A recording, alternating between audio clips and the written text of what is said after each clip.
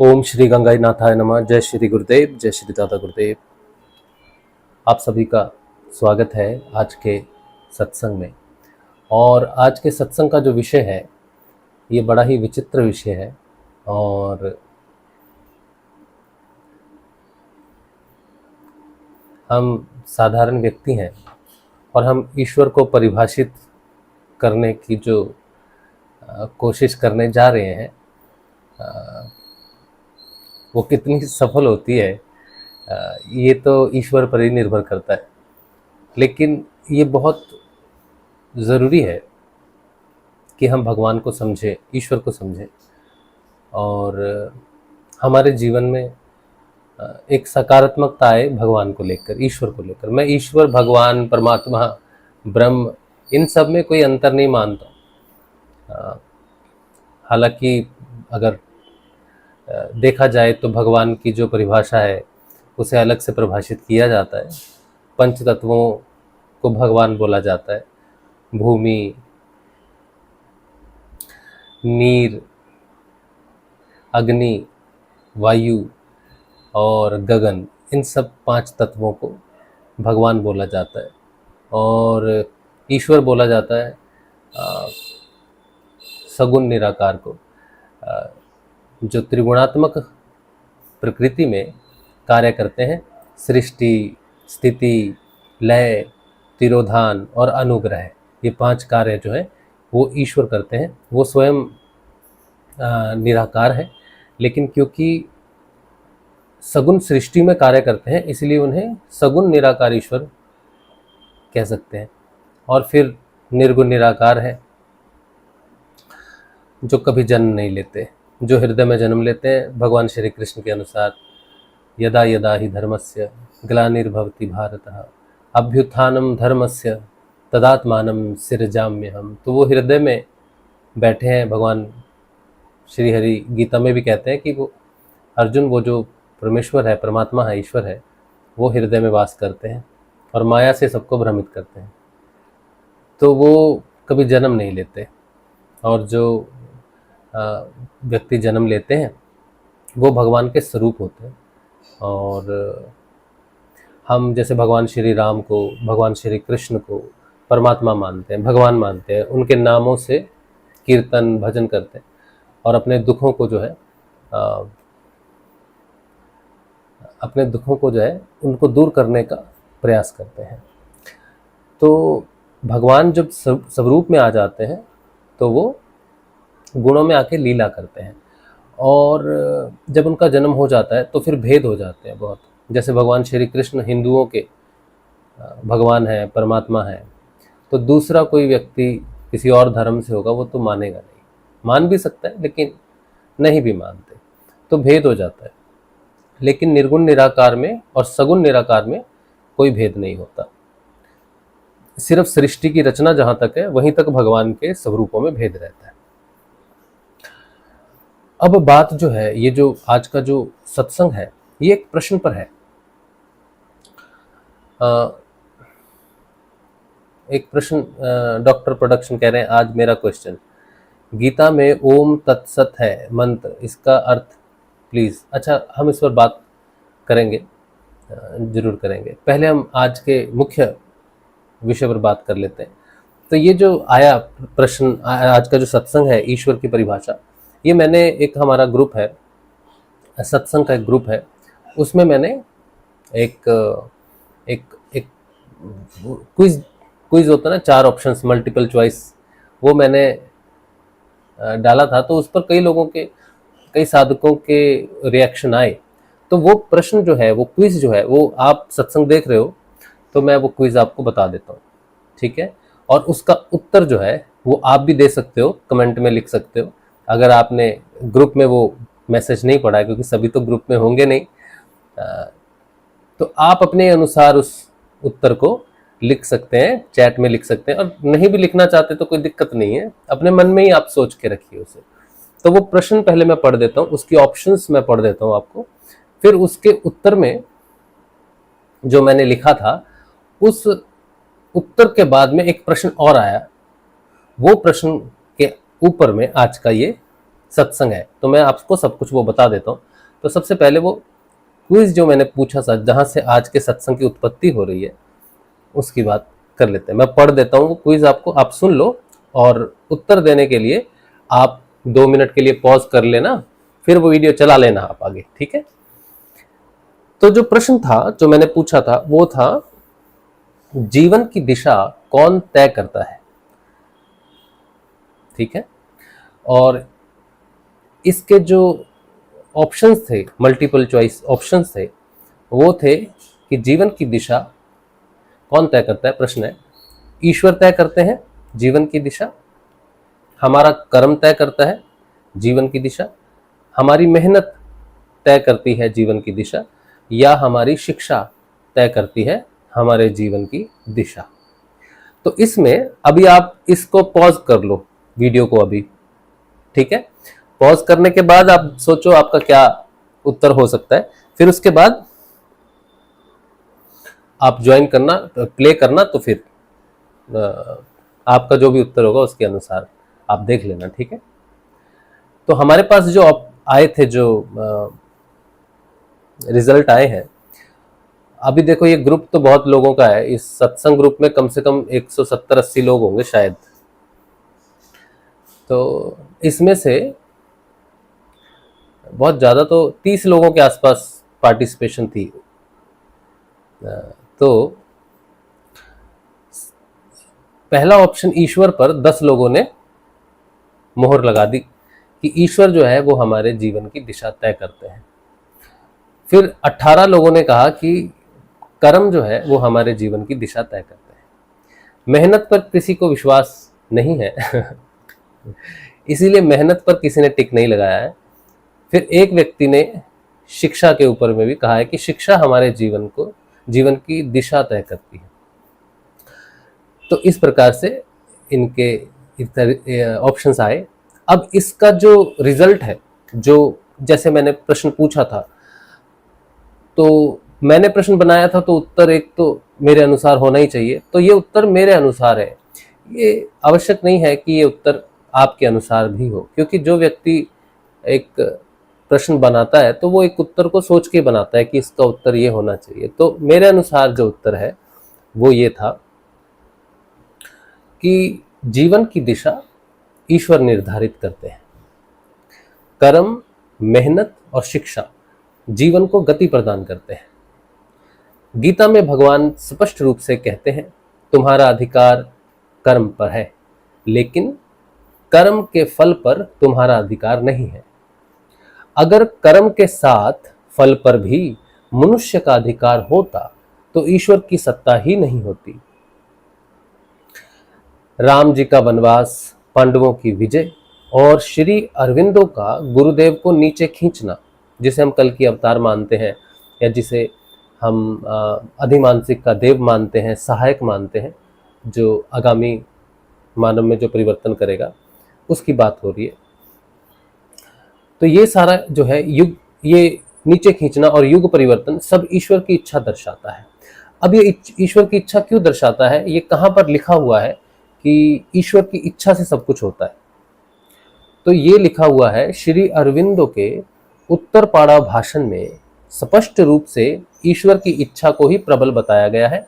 भगवान श्री कृष्ण कहते हैं, सब उन्हीं की इच्छा से हो रहा है, वो ही कर्म को धनुष बनाकर फल रूपी बाण संधान करते हैं। एक ही कर्म के अनेक फल हो सकते हैं, उन अनेक फलों में से एक का चयन ईश्वर करते हैं और उसी एक से जीवन की दिशा तय होती है। तो ये इसका मैंने उत्तर लिखा था, जो 8 लोगों को लगा कि भाई ये उत्तर ठीक है। अब ये हो गया। इसके बाद जो समस्या हुई वो क्या थी? तो एक गुरु बहन ने मुझसे एक इसी के ऊपर में एक प्रश्न और बना दिया, उन्होंने मुझसे प्रश्न पूछ लिया। वो प्रश्न ये था कि वो कहती हैं,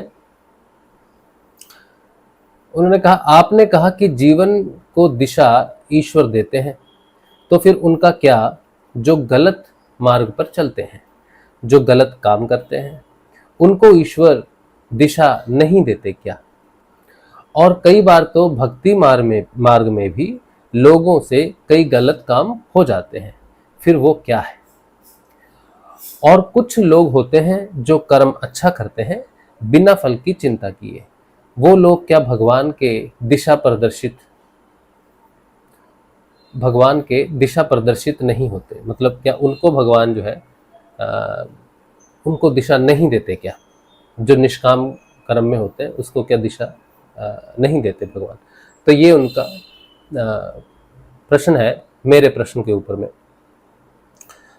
अब इस प्रश्न के उत्तर में हाँ अपना आप लिख सकते हो। अगर आपने सुना है प्रश्न तो आप लिख लीजिए उसको। ये अब आती है कि ईश्वर जो है, जो दिशा देते हैं, हमारे जीवन को दिशा देते हैं, वो आखिर है कौन?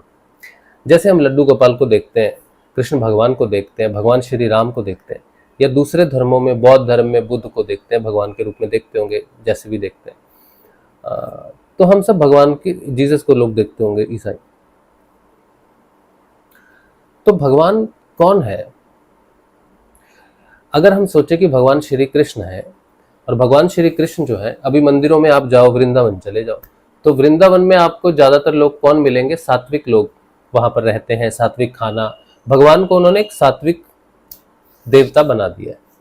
वृंदावन में भगवान एक सात्विक देवता है। या मंदिरों में कहीं भी चले जाओ, आप इस्कॉन में चले जाओ, तो वहां पर भगवान कौन है? सात्विक देवता है। या दूसरे मंदिरों में चले जाओ, जगन्नाथ जी में चले जाओ, रामेश्वरम चले जाओ, केदारनाथ चले जाओ, कहीं भी चले जाओ, ज्यादातर मंदिरों में भगवान एक सात्विक स्वरूप है। उनका स्वरूप भी है, मूर्ति भी है, और उनका गुण भी है। भगवान सतोगुणी होके मंदिरों में बैठे हैं। और जितने संत हैं जो प्रवचन देते हैं या लोगों को दिशा देते हैं जीवन में कि आपको क्या करना चाहिए, वो भी सतोगुणी प्रवचन देते हैं कि आपको ऐसा नहीं करना चाहिए, वैसा नहीं करना चाहिए, ये नहीं खाना चाहिए, वो नहीं खाना चाहिए। तो सतोगुण को मुख्य गुण बना के भगवान को भी रंग दिया गया है, और उसको स्वरूप भी दे दिया गया है।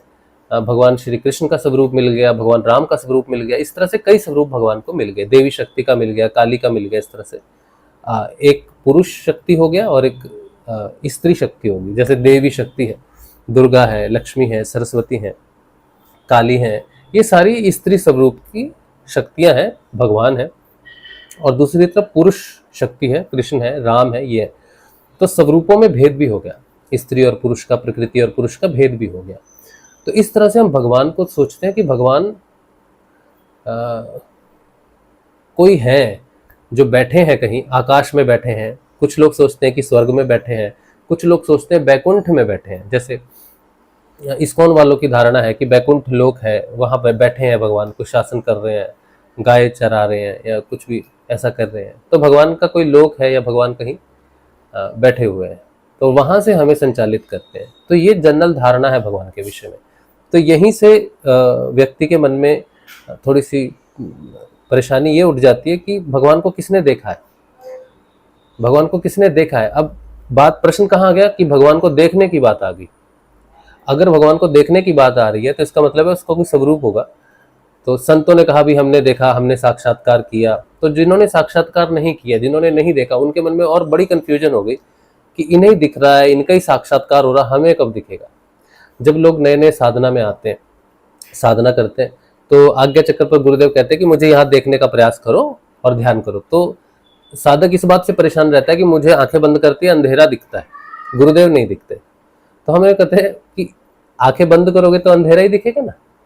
यहाँ पर देखने का गुरु को जो अर्थ है वो ये कि ये जो बिंदु है, आज्ञा चक्र जिसे कहते हैं, ये माया से परे का बिंदु है। आप अपनी चेतना को यहाँ कॉन्सेंट्रेट करो।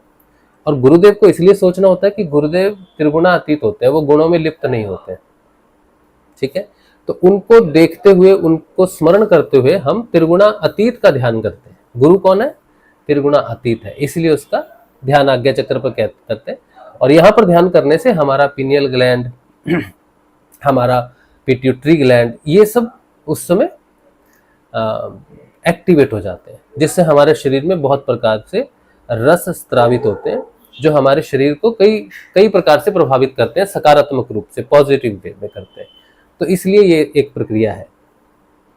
लेकिन भगवान का जो आप स्वरूप मान के हम बैठे हैं कि भगवान किसी लोक से बैठकर हमारी जो है गति को, दिशा को निर्धारित कर रहा है, पुण्य और पाप का निर्धारण कर रहा है कि एक जीवात्मा आया, मर जाते हैं लोग तो ले जाते हैं ना पकड़ कर, ये जो हमारे दूत होते हैं ले जाते हैं पकड़ कर, और यमराज वहां बैठे हैं और कह रहे हैं इसको तेल की कढ़ाई में डाल दो, इसका भजिया बनाओ, इसका पुलाव बनाओ, है ना। एक वैतरनी नदी है, कहते हैं वैतरनी नदी से होके जाना पड़ता है, वहां पर खून की नदी है, पीक की नदी है, पीप की नदी है, पेशाब की नदी है, इस तरह से अलग अलग तरल पदार्थ हैं जो गंदे माने जाते हैं, उनमें से होके जाना पड़ता है, कीड़ा मकोड़ों में से जाना पड़ता है, तो वैतरनी नदी से जाना पड़ता है। तो इस तरह की हमने सुनी हुई ये चीज़ें, ठीक है, और गरुड़ पुराण में शायद कहीं कुछ इसका थोड़ा वर्णन भी आता होगा। तो ये जो सारी चीज़ें हैं एक साधारण व्यक्ति के मन में बहुत सारे संदेह उत्पन्न कर देते हैं भगवान के प्रति, कि भगवान या ईश्वर जो है वो कैसे कार्य करते हैं, अच्छे करते हैं कि नहीं करते हैं। अब ये जो प्रश्न है गुरु बहन का कि भगवान जो है, बुरे लोग जब बुरा काम करते हैं तो क्या उसमें भी भगवान की इच्छा होती है, और अच्छे लोग अच्छा कार्य करते हैं तो उसमें तो होनी चाहिए, और निष्काम वालों में क्या। तो ये प्रश्न वहां से उठा। इस प्रश्न को पहले मैं अपने अनुसार जवाब दूं, इससे पहले मैं ऋषि अरविंदो के उत्तरपाड़ा भाषण, जिसकी मैं कुछ दिनों से बात करता आ रहा हूँ, आपको अगर अवसर मिले तो आप उत्तरपाड़ा का जो भाषण है वो जरूर सुने। मैंने उत्तरपाड़ा भाषण को पढ़ा भी है, उसका एक वीडियो रिकॉर्ड किया हुआ है, संक्षेप में तो नहीं, विस्तृत रूप में बात करते करते उसको, तो आप वो वीडियो भी देख सकते हैं, इसी चैनल पर है उत्तरपाड़ा भाषण। मैं इस लाइव के बाद मैं उसका लिंक नीचे दे दूंगा उत्तरपाड़ा भाषण का, ताकि आप वहां से जाके देख सको। बहुत अच्छा भाषण, आप सुनो उसको, ठीक है। तो उसमें भगवान श्री कृष्ण श्री अरविंदो को योग युक्त अवस्था में कुछ बताते हैं। तो उन्हें बताते हैं कि देखो, जो तुम्हारे सामने जो जेलर खड़ा है ना, वो जेलर भी मैं ही हूं। तुम्हारे सामने जो कोई बहुत बड़ा क्रिमिनल है वो भी मैं ही हूं। जो गेट कीपर है वो भी मैं हूं। ये जो पेड़ है ये भी मैं हूं। दीवारें भी मैं हूं। यानी कि सजीव हो चाहे निर्जीव हो, सजीव हो चाहे निर्जीव हो, सब में मैं हूं। और ये जो भारत की जो तुम स्वतंत्रता के लिए जो तुम प्रयास कर रहे हो कि भारत स्वतंत्र हो जाए, जिन अंग्रेजों के, ब्रिटिश के अगेंस्ट प्रतिरोध में तुम जो लड़ाई कर रहे हो कि इन्हें भगाना है और भारत को स्वतंत्र करना है, तो तुम्हें ये जानना चाहिए कि भारत को जो स्वतंत्र करवाने में जो प्रयास कर रहे हैं, जो बच्चे तुम लोग कर रहे हो, ये मेरी ही इच्छा से कर रहे हैं, इनमें भी मैं ही कार्य कर रहा हूँ। और जिन्होंने भारत को बंदी बना रखा है, गुलाम बना रखा है, उनमें भी मेरी ही शक्ति कार्य कर रही है, मेरे ही लिए वो कार्यरत है। तो ये बात भगवान श्री कृष्ण ने योग युक्त अवस्था में श्री अरविंदो को बताई है। तो देखिए, मैं तो बड़ा साधारण व्यक्ति हूँ, लेकिन ऋषि अरविंदो तो योगी है बहुत बड़े, और योग युक्त अवस्था में उन्होंने जो कुछ भी बोला है वो ये बताता है कि भगवान श्री कृष्ण का हमारे भारत की स्वतंत्रता के साथ क्या संबंध है, और आगे जो मनुष्य का परिवर्तन आएगा, जो कल की अवतार आएगा, उसके संबंध में भगवान श्री कृष्ण क्या कर रहे हैं। बहुत महत्वपूर्ण वो है, उसे आप पढ़ोगे तो आपको पता चलेगा भगवान श्री कृष्ण जो है वो ही है जो कार्य कर रहे हैं सब कुछ, क्योंकि उन्होंने खुद कहा है योग युक्त अवस्था में श्री अरविंदो से। तो उत्तरपाड़ा भाषण से ये पता चलता है कि जो भगवान है वो, जैसे आज पीछे आप पोस्टर देख रहे हो ना मेरे, तो इस तरफ देखोगे कि एक व्यक्ति है, हाथ जोड़कर खड़ा है, और इसको मैंने व्हाइट लाइट में रखा है, ठीक है। और इस तरफ जो खड़ा है व्यक्ति, ये राक्षस भूत क्या दिख रहा है, जो भी दिख रहा है, ये काला साया दिख रहा है, ठीक है। ये लाल इसका क्रोध, एग्रेशन, वो सब होता है ना, नेगेटिव, वो सब, तो उसको मैंने लाल और काले में दिखाने की कोशिश की है। और मैं जहां पर बैठा हूं, मेरे पीछे मैं साइड में हो जाता हूं, आप देखो एक ये ऊर्जा का एक स्रोत है। तो ये जो ऊर्जा का स्रोत है ये दोनों तरफ बह रहा है, ठीक है। इस तरफ भी जा रहा है और इस तरफ भी जा रहा है, दोनों की तरफ जा रहा है, इक्वल जा रहा है, कोई भेद नहीं है, ठीक है। अच्छा, ये जो इमेज है, इससे मैंने क्या शो करने की कोशिश की है कि ईश्वर जो है उसका कोई स्वरूप नहीं है, ठीक है। जैसे हम श्री कृष्ण में देखते हैं, जीसस में देखेंगे, या कोई भी धर्म का कोई भी आप जिसे भी स्वरूप में मानते हो, देखते, उस स्वरूप को हटा दो, ठीक है। अगर भगवान ईश्वर की कोई सत्ता है तो वो क्या है, जैसे मैं डायरेक्ट आपको इसलिए नहीं बोल रहा हूँ, लोग कहते हैं कि आप डायरेक्ट उत्तर दे दो, काम खत्म करो, इतना लंबा क्यों करते हो सत्संग को। तो मैं बहुत कमजोर हूं बुद्धि के रूप में, ठीक है। तो बुद्धि के रूप में मुझे चीजें बहुत खुल के जब तक नहीं समझता मैं चीजों को, तब तक मुझे क्लियर नहीं होती। तो मैं चीजों को समझाता भी बहुत खुल के हूँ, ठीक है। तो आपको थोड़ी परेशानी हो सकती है, लंबे सेशन होते हैं इसलिए। ये जो है देखो, ये रिमोट है, ठीक है। अब ये रिमोट मेरे हाथ पर है, अब इससे मैं फोर्स लगा रहा हूं, ठीक है। एक फोर्स लगाता हूं तो ये आगे जा रहा है, ठीक है, आगे जा रहा है। तो फोर्स लगी तो आगे गया। अब इस फोर्स को मैं अगर जोर से मारूं ऐसे करके तो ये उलट के वहां जाएगा, टूट जाएगा जाके, है ना। जोर से मारूंगा तो जाएगा। तो फोर्स एक ही है, मेरे अंदर एक फोर्स है, मैंने उसको मेरी बुद्धि ने उसको कंट्रोल कर रखा है कि मैं उसको किस तरह से यूज करता हूँ। किसी को रिमोट देना है, कोई मुझसे मांगे कि रिमोट दे दो, तो मैं उसे दे सकता हूँ कि भाई आप ये लो, रिमोट लो। कोई कहे कि भाई रिमोट दे दो, तो मैं उसे छोड़ के मारूंगा तो उसके सिर पे लगेगा, तो उधर लगेगा। तो दोनों ही फोर्स है, एक कंट्रोल्ड फोर्स है और एक अनकंट्रोल्ड फोर्स है, ठीक है, लेकिन एक ही व्यक्ति है। जब तक मेरे अंदर गुस्सा नहीं है, मैं बिल्कुल शांत हूँ, किसी ने कहा हाँ भाई क्या बात है, कैसे हो तुम, तो मैंने कहा हाँ जी ठीक ठाक है, आप कैसे हो, तो मेरे अंदर एक प्राण शक्ति है जिससे मैं बात कर रहा हूँ। लेकिन सोचो मैं बड़ा रुष्ट होकर बैठा हूँ, क्रोध में बैठा हूँ, किसी ने बोला भाई क्या हाल चाल है तो क्रोध में बोल देते हैं हाँ ठीक है चल जा, या कुछ भी बोल दिया, गुस्सा हो गए, हो जाते हैं ना कई बार, हम बिना वजह गुस्सा हो जाते हैं, चिल्ला देते हैं बोला। तो वही व्यक्ति है, वही ऊर्जा है, वही प्राण शक्ति है, वही भाषा है, सब कुछ वही है। लेकिन एक में एंगर दिखाई दे रहा है, क्रोध दिखाई दे रहा है, ईर्ष्या दिखाई दे रही है, और एक में संभाव दिखाई दे रहा है, प्रेम दिखाई दे रहा है, सब कुछ दिखाई दे रहा है। तो एक ही ऊर्जा है लेकिन दो स्वरूप है।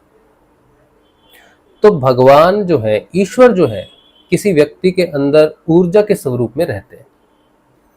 आपने भोजन खाया, आपने धूप खाई, आपने पानी पिया। अब कोई बुरा व्यक्ति है जिसे आप बुरा मानते हो संसार में, सूर्य उसको भी धूप देता है, भोजन उसका भी ऊर्जा दे रहा है, वो भी चल सकता है, काम कर सकता है, बात कर सकता है, सब कुछ कर सकता है। लेकिन हमारे अंदर तीन वृत्तियां हैं जिसे हम कहते हैं सतोगुण, रजोगुण, तमोगुण। ये तीनों वृत्तियां निर्धारित करती हैं कि हम उस शक्ति का, जिसे प्राण शक्ति कहते हैं, उसको हम कैसे प्रयोग में लाते हैं। तो कोई व्यक्ति तमोगुणी है। अब ये गुण कैसे प्रबल होते हैं? जो कर्म हम करते हैं, जिस भाव से हम कर्म करते हैं, वो जो ऊर्जा है, वो ऊर्जा उसी तरह से उसी गुण के आधार पर वो प्रकट होनी शुरू हो जाती है। तो गुण क्या करते हैं? हमारी प्राण ऊर्जा को कंट्रोल करते हैं, ठीक है।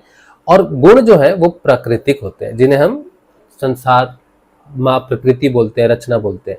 तो वो तीनों गुण प्रकृति के हैं, और ये तीनों गुणों के आधार पर हमारी प्राण ऊर्जा संचालित होती है, हमारा मन संचालित होता है, और हमारा प्राण, हमारा यानी कि भाव, प्राण यानी कि भाव, हमारा मन और हमारी बुद्धि और हमारा शरीर, इन चारों के ऊपर में इन तीनों गुणों का प्रभाव होता है।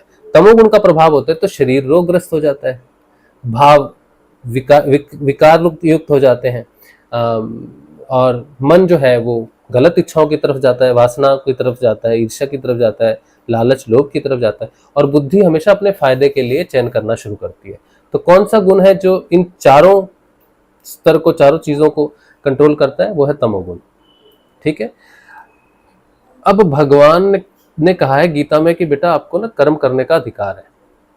तो कर्म हम चार प्रकार से करते हैं, शरीर से भी करते हैं, भावयुक्त भी कर्म होते हैं, इच्छा से भी, हम मन में भी कुछ चीजें सोचते हैं, वो भी, उससे भी कर्म निर्धारित होता है, और बुद्धि से भी सही और गलत के आधार पर कर्म करते हैं। तो कर्म करने के लिए चार आधार है, और तीनों गुण हमें इन चारों को प्रभावित कर सकते हैं। तो जो व्यक्ति तमोगुणी होता है वो अपने अंदर की प्राण शक्ति को गलत कार्यों में लगाता है। शक्ति, जब कोई व्यक्ति, सोचो कोई गलत पुरुष है, किसी स्त्री के साथ गलत व्यवहार करता है, तो वो शक्ति, जो प्राण शक्ति है, वो उसको स्टिल, जैसे हम एक गेम खेलते थे ना, स्टैचू मूव, तो अंदर की प्राण शक्ति ये डिसाइड नहीं करती कि तुम कुछ गलत करने जा रहे हो तो वो रुक जाए, शक्तिहीन हो जाओ, रुक जाओ, कुछ ना कर पाओ, क्योंकि वो भगवान की शक्ति है, प्राण शक्ति है, नहीं करते। क्योंकि अगर ऐसा होता तो फिर तमोगुण का एग्जिस्टेंस नहीं होता। भगवान तो फिर कोई तमोगुणी कार्य में अपनी ऊर्जा लगती नहीं ना, वो ऊर्जा तमोगुण में। तो तमोगुण नहीं होता, रजोगुण भी नहीं होता, सिर्फ सतोगुण होता कि सब कुछ अच्छा अच्छा चल रहा है। अगर सिर्फ सतोगुण होता तो प्रकृति का एग्जिस्टेंस नहीं होता, ये पेड़ नहीं होते, पत्थर नहीं होते। और पत्थर का स्वभाव क्या है, पत्थर से मूर्ति भी बनती है, पत्थर से सत तोड़ा भी जा सकता है, पत्थर का उपयोग है अलग प्रकार से। तो ये जो प्रकृति है ये तीनों गुणों से बनी हुई है, आप इसमें कुछ नहीं कर सकते। आपको लगता है कि ये गलत है वो सही है, लेकिन जब ब्रह्मा ने सृष्टि की रचना की तो उन्होंने सबकी रचना की।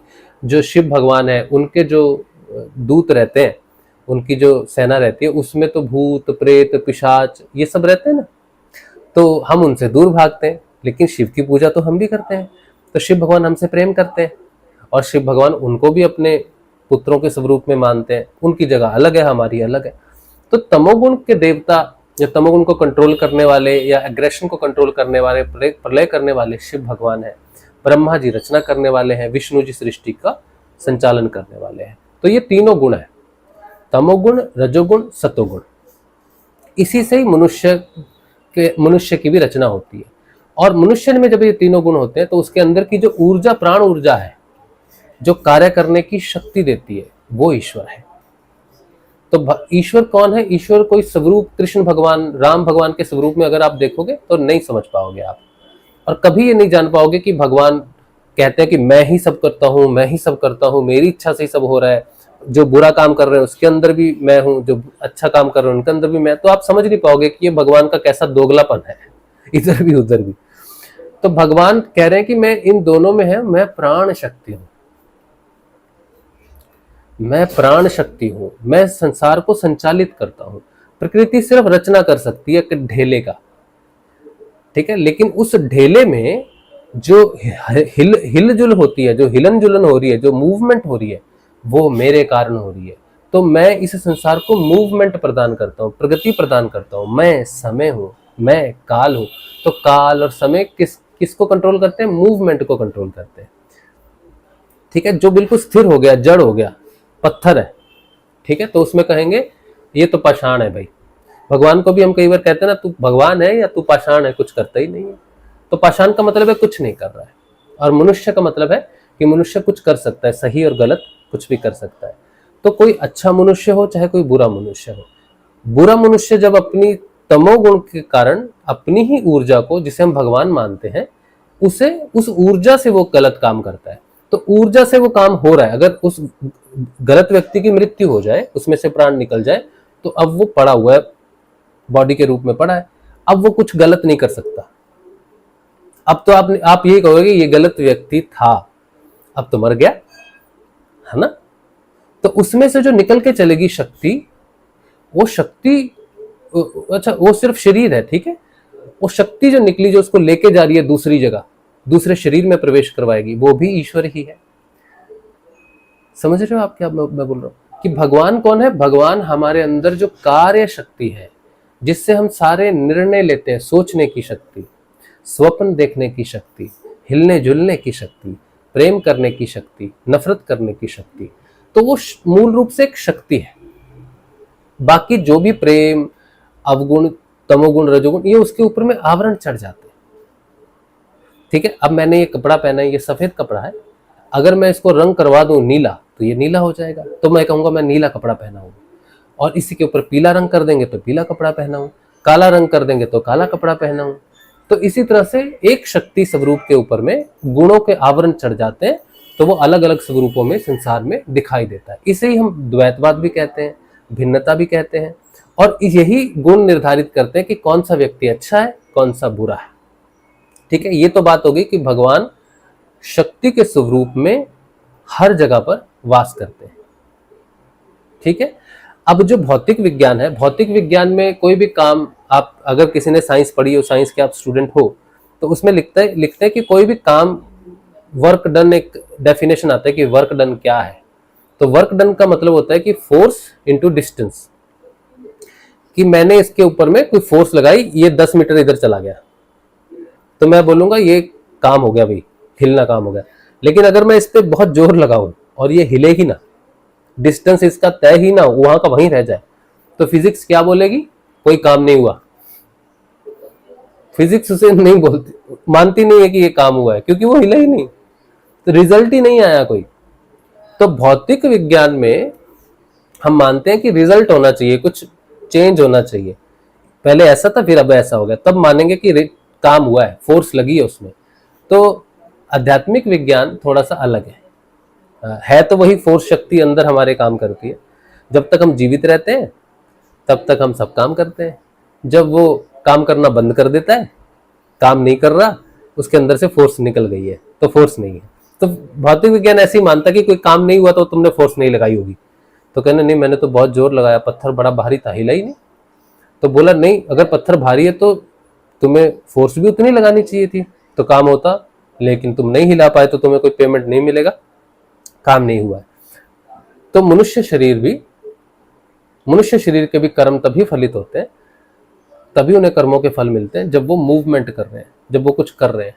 लेकिन भगवान कहते हैं तुम्हें स्वतंत्रता है कि जो ऊर्जा शक्ति मैं तुम्हारे अंदर स्वरूप, जिस ऊर्जा शक्ति के स्वरूप में तुम्हारे अंदर हूं, प्राण शक्ति के स्वरूप में, उसे तुम जैसा चाहो वैसा प्रयोग कर सकते हो, क्योंकि तुम दोनों मेरे पुत्र हो।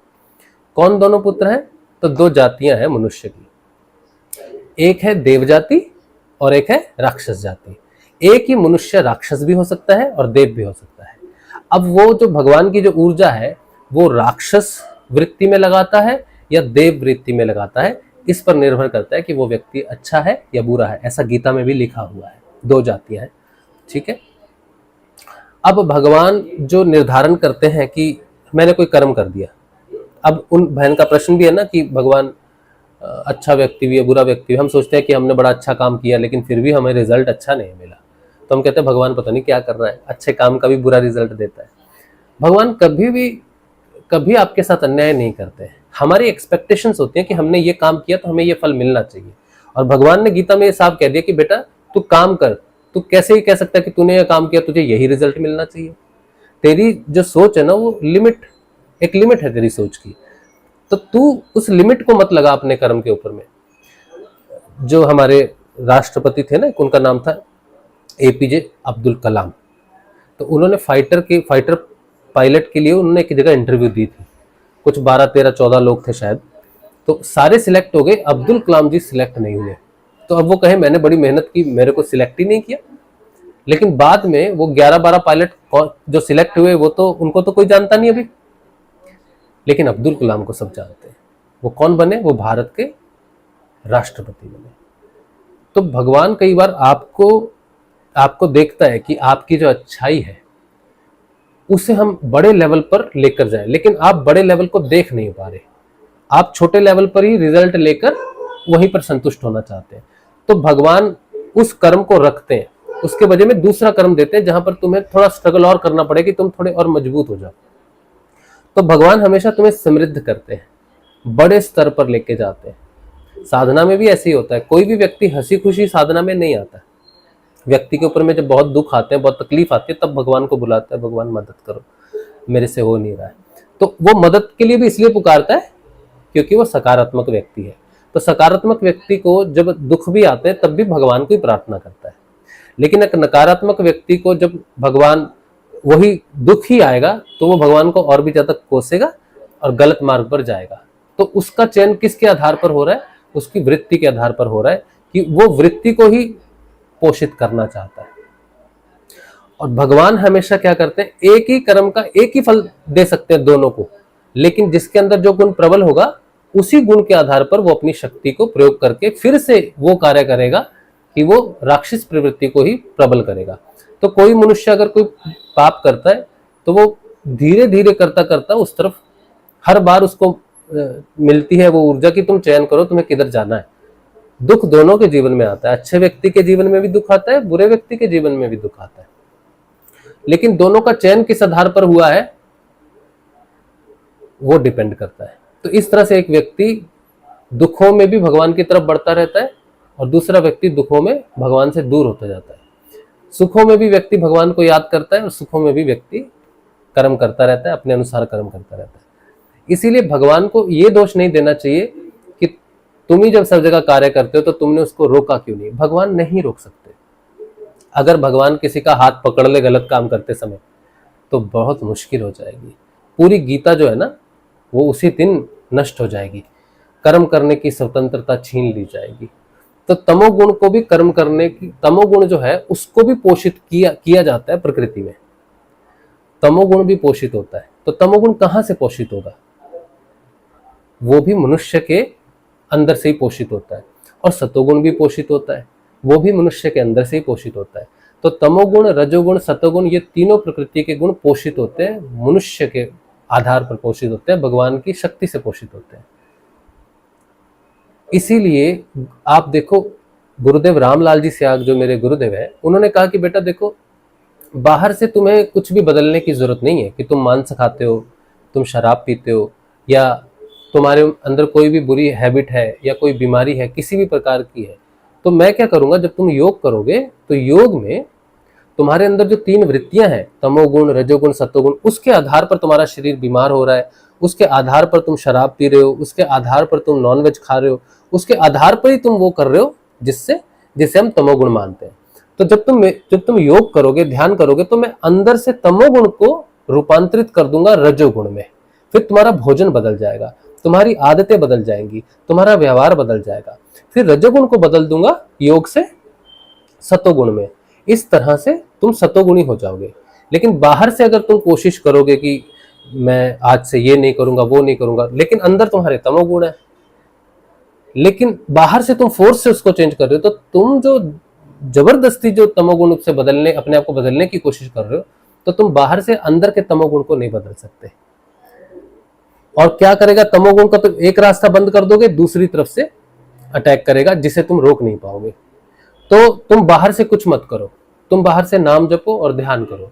मेरे योग से अंदर अंदर तुम्हारे गुण परिवर्तित हो जाएंगे, और तीनों गुणों से पार करते हुए तुम त्रिगुणातीत हो जाओगे।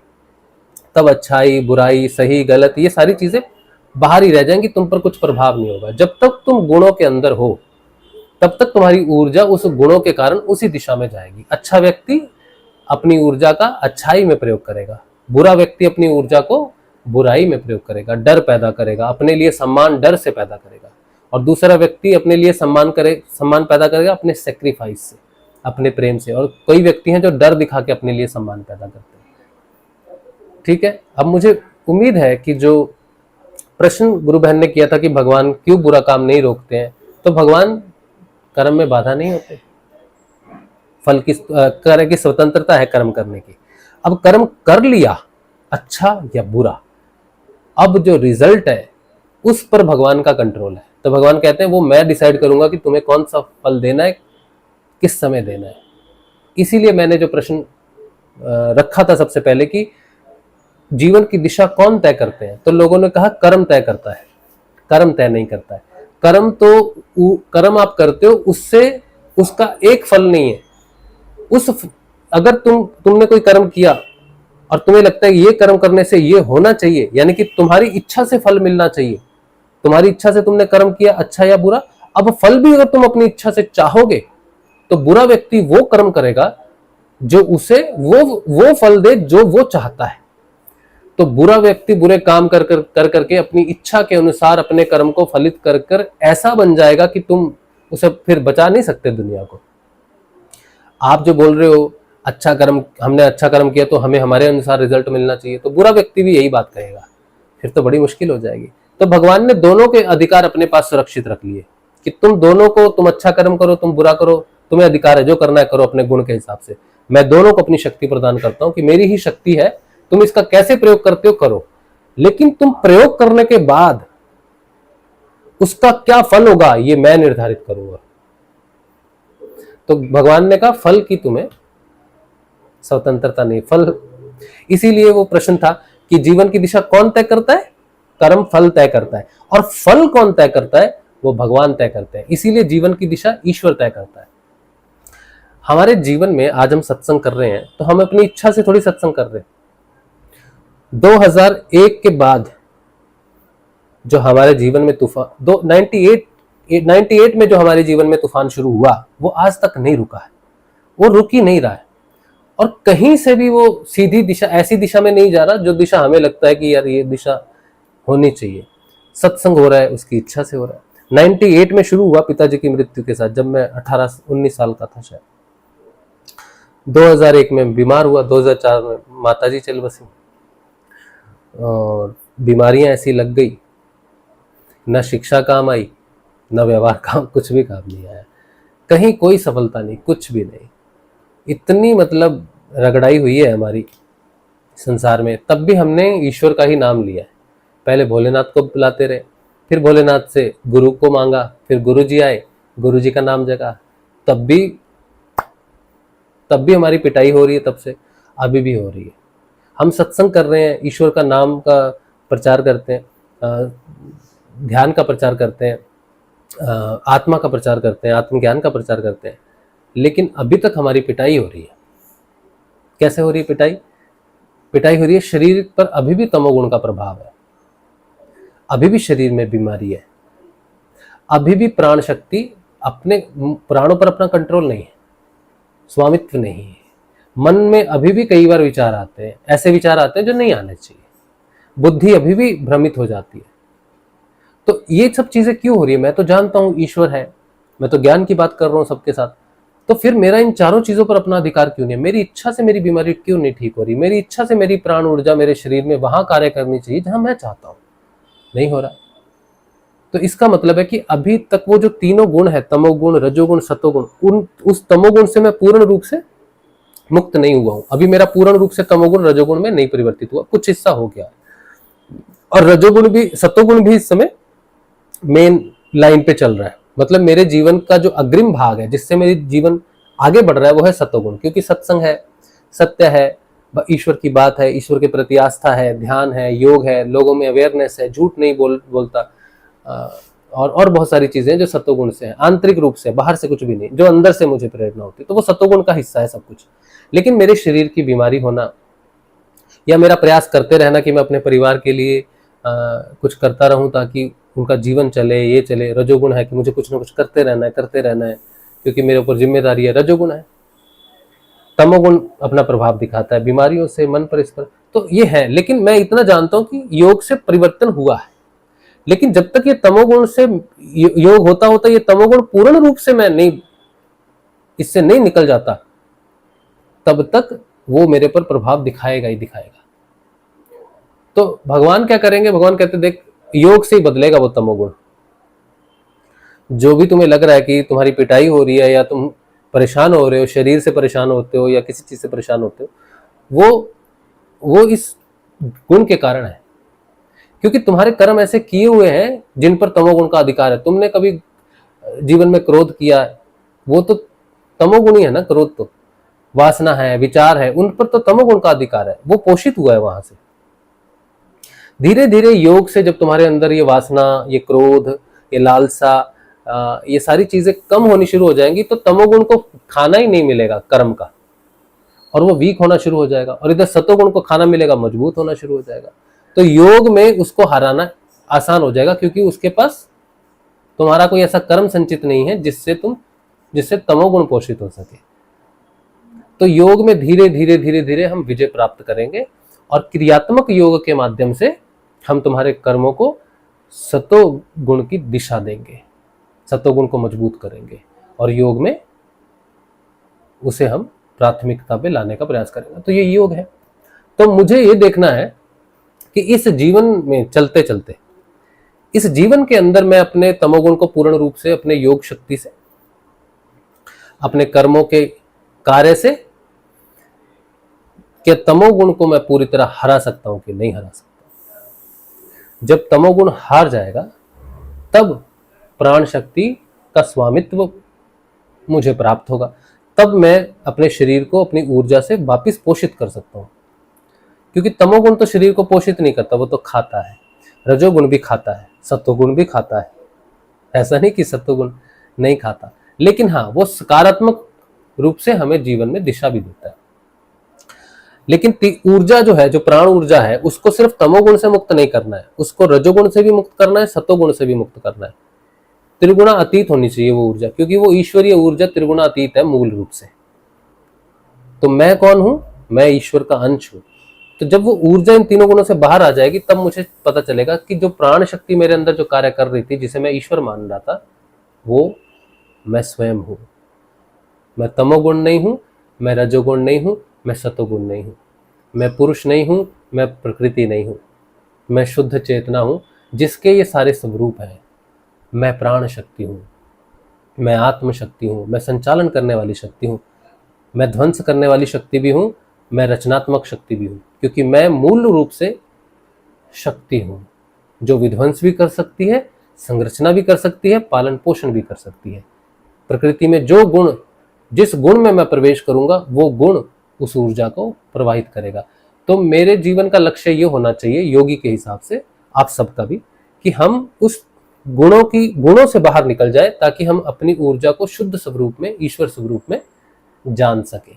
यही स्वयं का साक्षात्कार है, इसे ही आत्म साक्षात्कार, ईश्वर का साक्षात्कार कहा जाता है। तब हम जानेंगे कि ईश्वर क्या है, कौन है, और कैसे फल, कर्मों के जो फल हैं वो कैसे कार्य करते हैं। ठीक है, तो उम्मीद है कि अब इतना विस्तृत तो जितना कर सकता था मैंने किया, लेकिन फिर भी कहीं ना कहीं कोई कमी तो रह ही जाती है। जब मैं अपना कोई सेशन वापस देखता हूँ तो देखते देखते मैं सोचता हूँ कि यार ये यहाँ पर बोलना चाहिए था, यहाँ कॉमा होना चाहिए था, यहाँ पूर्ण विराम होना चाहिए था, अल्प विराम होना चाहिए था, तो लोगों को समझ में आती, सुनने में चीज़ समझ में आती। लेकिन जितना भी अभी है, जो भी है, लाइव है, और इसीलिए ईश्वर का दोष नहीं है दोष हमारे चयन का है। ठीक है, चलिए अब आ जाते हैं, आपके जो प्रश्न उत्तर है इस पर आ जाते हैं। इसमें प्रश्न का कोई उत्तर आगे देखते हैं क्या हो सकता है। डॉक्टर प्रोडक्शन इनका आईडी है। इनका प्रश्न है, गीता में ओम तत्सत है मंत्र, इसका अर्थ क्या है? ओम तत्सत जो है, ओम एक ऐसा शब्द है जिससे सृष्टि की रचना मानी जाती है। शब्द से सृष्टि की रचना मानी जाती है। शब्द ब्रह्म जिसे बोला जाता है, शब्द भगवान का घर है। ठीक है, भगवान कहाँ वास करते हैं? जैसे हमारा ये घर है, ये सीमेंट और ईंट से बना हुआ घर है, इसके अंदर हम रहते हैं। तो किसी को पहुंचना है तो यहाँ का एड्रेस लिखना पड़ेगा, तो वो चिट्ठी मेरे तक पहुंचेगी। इसी तरह से ईश्वर कहाँ रहते हैं? शब्द में रहते हैं, और वो शब्द को हम चेतन शब्द बोलते हैं। शब्द तो बहुत सारे हैं, लेकिन ऐसा शब्द जो चेतन हो। चेतन वो क्यों है?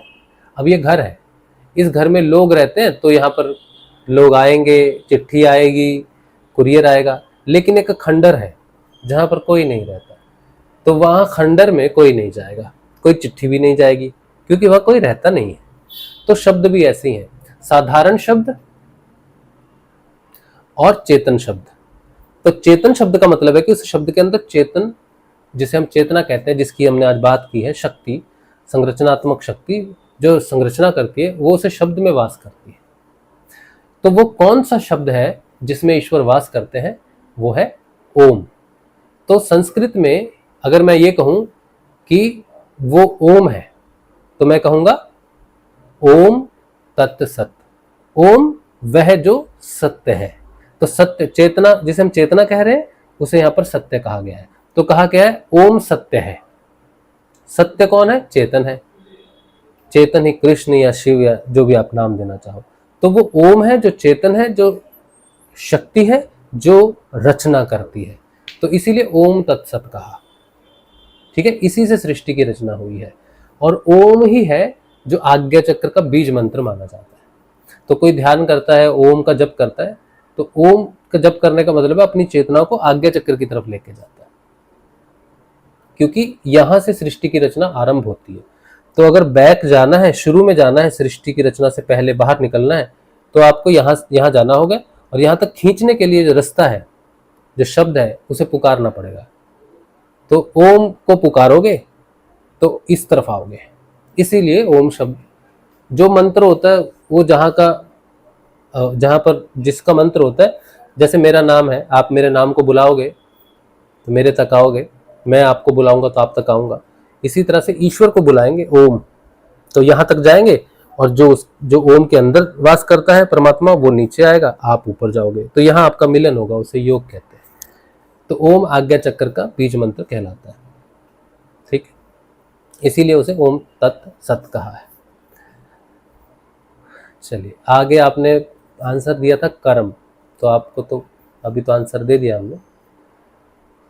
फिर ये कहते हैं यजुर्वेद 8 का 13 में है, पुनर्ब्रह्म नूर शरीर के है, ओ सब प्रारब्ध काट सकता है, बहुत भौतिक सुख दे सकते हैं, ओ शरीर है।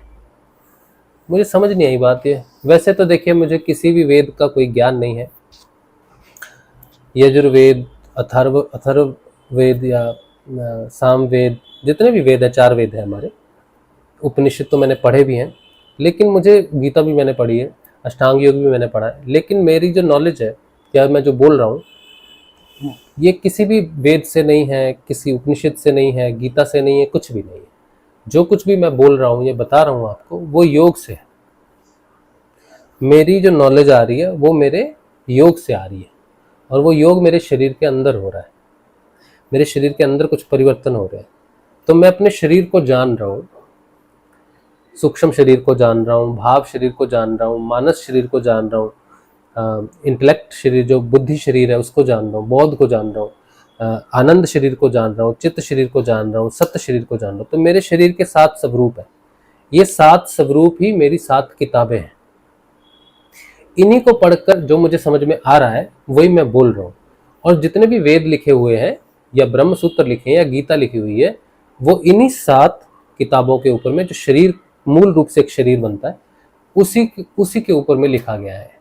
और जो सनातन धर्म है, सनातन धर्म भी इसी शरीर का विज्ञान है कि इस शरीर से जीवात्मा से, जीव से परमात्मा का जो परिवर्तन है, आत्मा से परमात्मा तक जाने की जो रास्ता है, जो विधि है, जो विज्ञान है, उसको बताने वाला जो विज्ञान है, वो सनातन धर्म है। तो जिसने शरीर को जाना, जिसने आत्मा और परमात्मा के योग को देखा या उसके योग में गया और स्वयं को परमात्मा स्वरूप में प्रकट किया, शरीर के अंदर ही आत्मा को पूरा चेतन किया, तीनों गुणों से मुक्त हो गया, उसने सनातन धर्म को जिया है, उसने सनातन धर्म को जाना है। बाकी अगर कोई कहे कि भगवा पहनना सनातन धर्म है, टीका लगाना सनातन धर्म है, जनेऊ पहनना सनातन धर्म है, तो उसने सनातन धर्म को नहीं जाना है। ठीक है, चलिए। तो यही आज का सत्संग इतना ही है। वैसे गुरु जी की पुस्तक भी हम पढ़ते हैं, आज तो विषय और हो गया। अभी इसमें जो पढ़ना है वो है प्रभु का अनुग्रह है, 72nd चैप्टर है इसमें, प्रभु का अनुग्रह है। तो आज का जो ये है सत्संग है, इसको हम अलग रख देते हैं। ये फिर हम कल या परसों जब भी हमारा सत्संग होगा फिर हम पढ़ेंगे। उसके बाद सेंट जॉन के प्रकाशित वाक्य है, वही है जो होने वाला है, फिर हम नेक्स्ट उसमें पढ़ेंगे। ठीक है, चलो। उम्मीद है कि आज के सत्संग से ईश्वर के प्रति जो आपकी धारणा है उसमें थोड़ा बदलाव आए, या आपका जो भी कहना हो आप चैट के माध्यम से मुझे भी बता सकते हैं कि आप क्या मानते हैं। ठीक है, और चैनल को अगर अच्छा लगे आपको तो सब्सक्राइब कीजिए और ज्वाइन भी कीजिए, मेंबरशिप ले लेंगे तो अच्छी बात है। और मेरे इस कार्य को, सत्संग को सहयोग करना चाहते हैं, क्योंकि सहयोग पर ही सत्संग चलता है, तो आप सहयोग कर सकते हैं 8772111139 राजू शर्मा के नाम से आएगा। और अगर आप सिद्ध योग की जानकारी चाहते हैं, गुरुदेव की जानकारी चाहते हैं, तो वो पूर्ण रूप से निःशुल्क है। तो मैं आपको पूर्ण रूप से गुरु जी की जानकारी भेज दूंगा, गुरु जी का मंत्र, गुरु जी की तस्वीर और दीक्षा वीडियो जो है वो सब भेज दूंगा आपको। उससे आप सिद्ध योग की घर बैठे शुरुआत करें, नाम जपें, ध्यान करें, आत्म साक्षात्कार करें और जीवन के लक्ष्य को प्राप्त करें जो मोक्ष है। ठीक है, चलिए। आज का सत्संग ये भेज दे रहा हूँ मैं आपको, ये नंबर है मेरा, व्हाट्सएप करेंगे तो हम आपको सारी जानकारी भेज देंगे। ठीक है, ये हमारा फ़ोन पे, जी पे भी यही है, अगर सहयोग करना चाहे तो। आज का सत्संग भगवान श्री गुरुदेव के श्री चरणों में। कल मिलते हैं, कल के ध्यान में और कल के सत्संग में। जय श्री गुरुदेव, जय श्री दादा गुरुदेव।